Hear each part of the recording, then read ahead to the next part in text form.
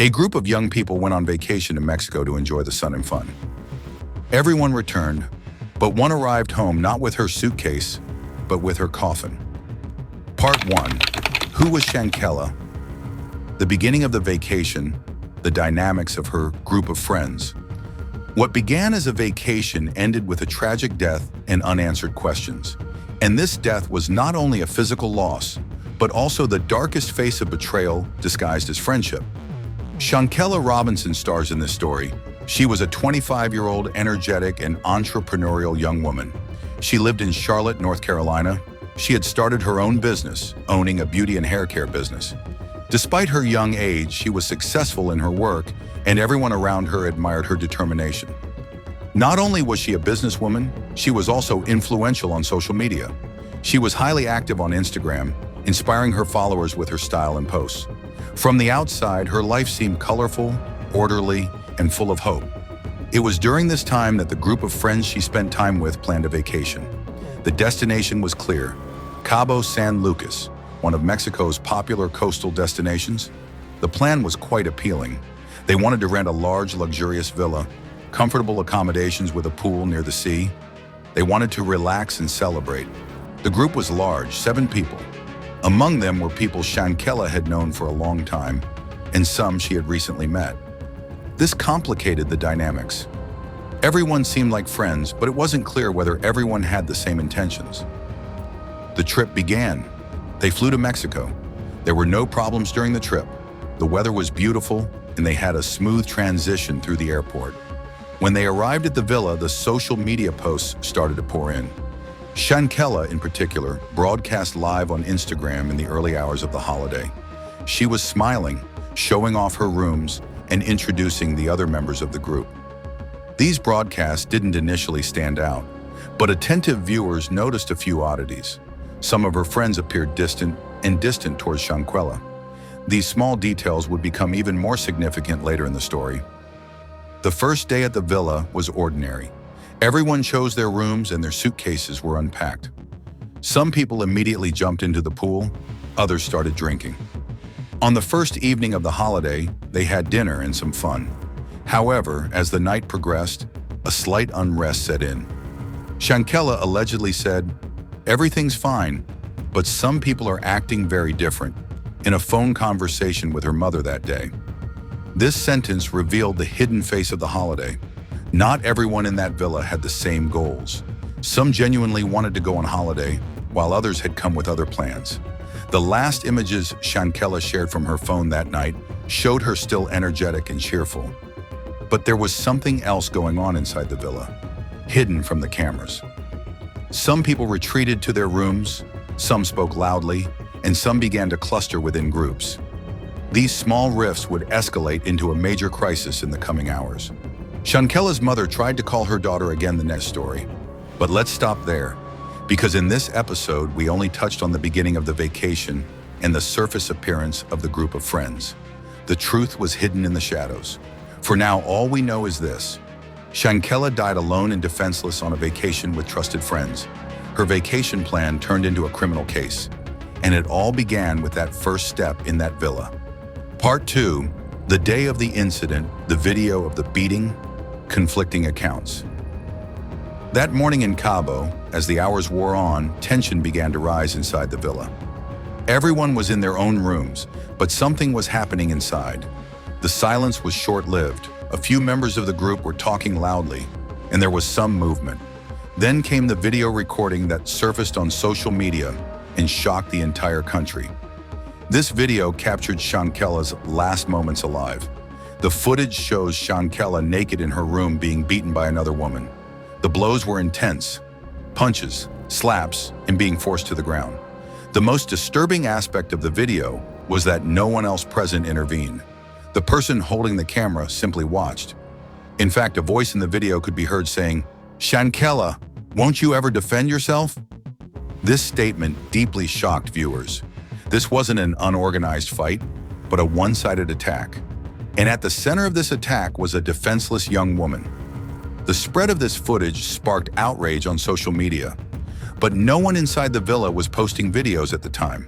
The group's initial statements immediately following the incident were full of contradictions. Their friends claimed Shanquella had suffered alcohol poisoning. The villa's management issued a similar statement, stating that emergency services had been called with this information. However, when paramedics arrived, Shanquella's condition didn't resemble alcohol poisoning. Her body showed signs of severe trauma. Despite this, those present maintained until the very end that no physical altercation had taken place. These statements contradicted the medical reports. Initial medical reports prepared on the day of the incident indicated Shanquella had a broken neck and a severe spinal injury. Such an injury could not have been caused by a simple fall or the influence of alcohol. However, no one in the group offered a clear explanation. They all offered varying details, distorting the context of the incident. When the ambulance was called, Shanquella was still alive but unconscious. Paramedics worked for approximately 3 hours. However, as the hours passed, her vital functions weakened and she ultimately died. What's striking is that the group never informed the family during this time. Shanquella's mother learned of her daughter's condition later. This information, moreover, came indirectly, not directly. Her friends had only called her, saying, "Shanquella isn't well, she's a little unwell." When they called back hours later, it was too late. After the incident, the group quickly returned to their home country.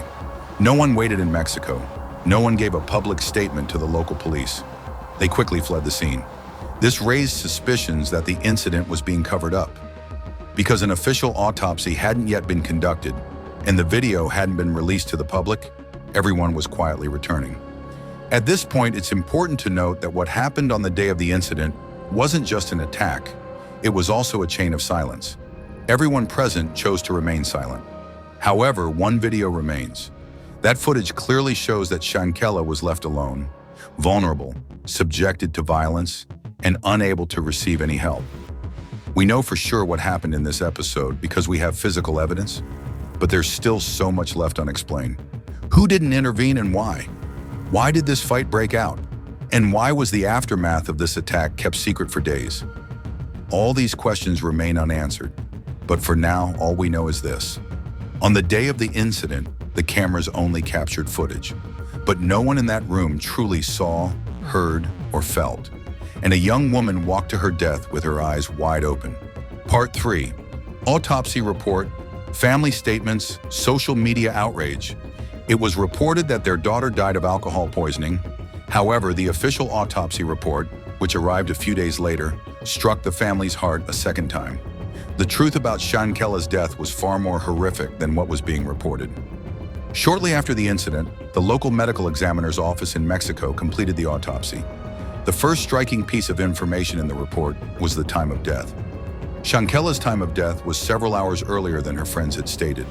More importantly, the cause of death was determined to be neck fracture and spinal cord injury.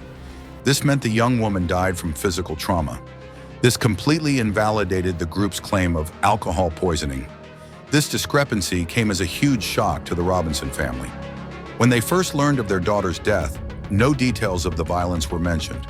Her mother said that in her first phone call, she only heard general phrases like, "She's unwell and trying to recover." By the time of the next call, it was too late. But the truly shocking information emerged with the autopsy report. The family learned the true cause of their daughter's death not from the press, but from Mexican authorities. When this report leaked to the public, social media exploded. A wave of outrage erupted, particularly among Black communities in the United States. This wasn't just a death, it was an injustice being covered up. Thousands of users on platforms like Twitter, TikTok, and Instagram shared the hashtag #JusticeForShanquella. People analyzed the video footage and began investigating the details of the incident. The social media accounts of the group of friends considered suspects were scrutinized.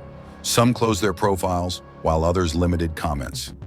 Shanquella's family remained silent after the incident became public. Her mother told local media that her daughter was a good person and wouldn't fight anyone. Her father, however, maintained that her daughter had been clearly assaulted and that it was murder. The family shared every piece of information they had with the public. The video interviews, especially those shared through the mother's voice, deeply touched people. In those moments, not only a mother's pain, but also her desperation was evident. The incident wasn't a simple fight. It had become a chain of systematic negligence. Social media generated not only emotion, but also action. People started petitions. Calls were made all the way to the White House. Hundreds of thousands of people declared that they would not allow this incident to simply be a topic of discussion and be forgotten. As a result of this pressure, federal authorities in the United States also became involved. The FBI announced an investigation. However, this process was also controversial as the incident took place in Mexican territory, meaning legal jurisdictions were complex. Despite this, public pressure persisted. Every day, more and more people became interested in the case. Television programs, news reports, and YouTube videos kept the case in the spotlight. But the darkest part of the matter remained unresolved. No one had directly admitted guilt. Everyone in the group remained silent. No one made a statement, nor did anyone express remorse. The family's pain was immense because justice was being delayed. There was a video of the attack that everyone had seen, but still no one had been arrested. The public reacted to this silence. People began to ask, a person was beaten and killed in plain sight? The evidence is there. And yet, why hasn't action been taken? In those days, people not only demanded justice, but also questioned the system's inadequacy in handling such incidents. Shanquella's death was no longer just a crime, it was a public cause. Her name echoed in thousands on screens and in public squares. Everyone had one demand: let the truth come out and let the guilty not go unpunished. Part 4. FBI investigation, Mexican police, accusations. All the evidence was there.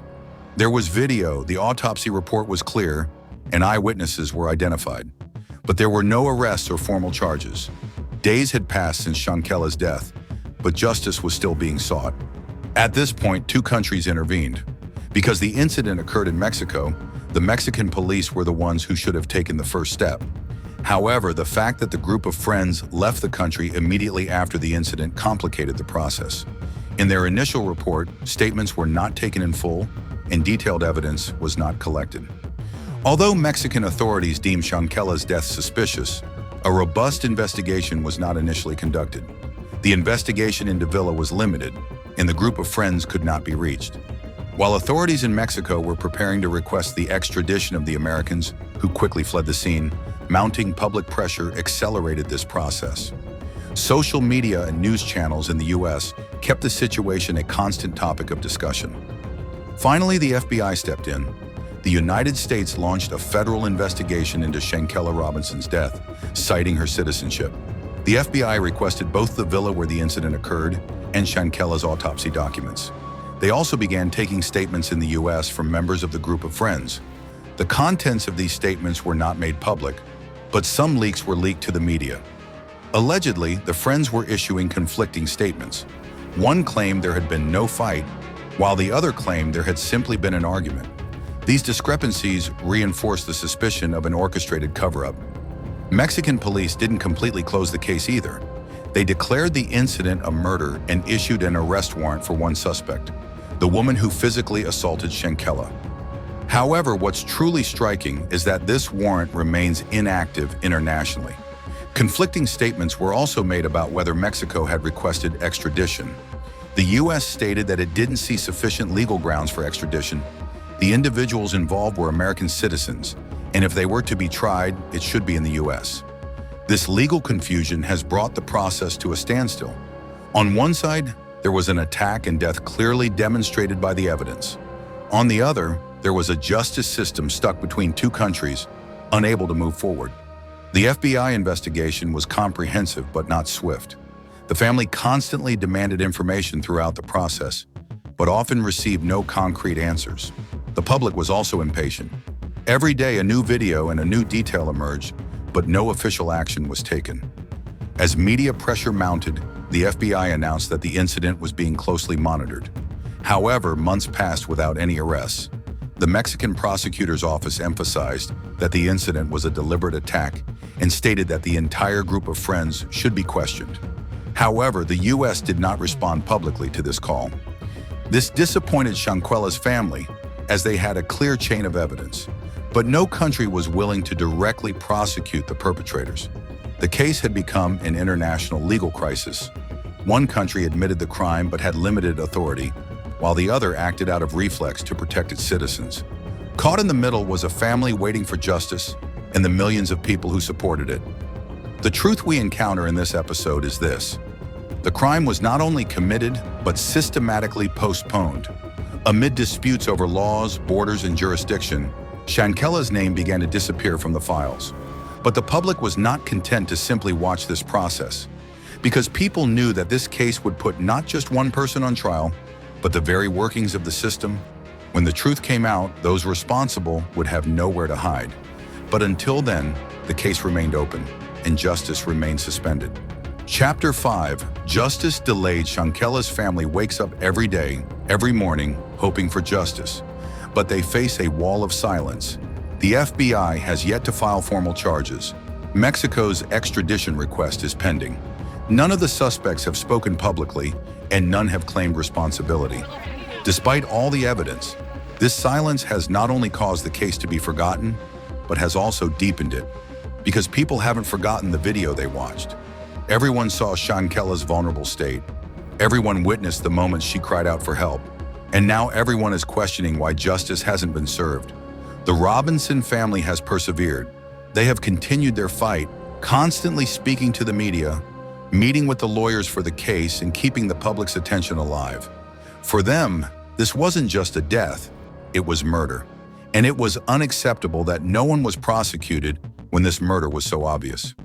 Many in the community share this sentiment, because it's not just Shanquella, it's about a person being killed in plain sight and everyone moving on with their lives as if nothing had happened. This case's biggest turning point is right here. Everything we witnessed has been documented, but the justice system remains silent in the face of this reality. People are now asking, if action isn't being taken even in such a clear-cut case, what's left? That's why this video doesn't end there. This video isn't just about telling a story, it's about reminding us. Because anything that's meant to be forgotten can only be permanent if it's spoken about. If you think this story shouldn't be forgotten, you can support us by liking this video and subscribing to the channel. This way, we can reach more people with similar stories. Don't forget to leave your thoughts in the comments section. Why do you think this case hasn't been solved yet? Do you think justice will ever be achieved? Let's discuss it together. One person's silent scream sometimes echoes with the voices of thousands. And sometimes justice begins not in the streets, but in the hearts of those watching. See you in the next videos. Take care.